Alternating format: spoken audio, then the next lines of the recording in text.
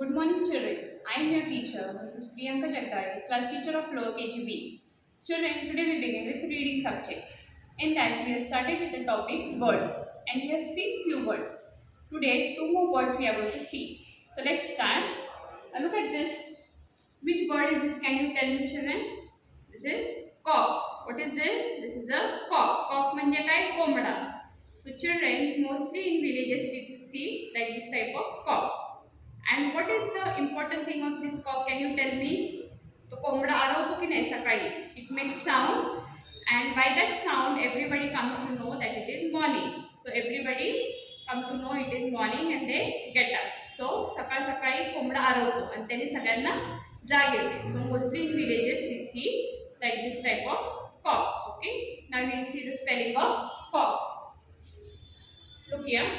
C-O-C-K, cock. C-O-C-K, cock. C-O-C-K, cock. Now repeat after the teacher. C-O-C-K, cock. C-O-C-K, cock. One more time.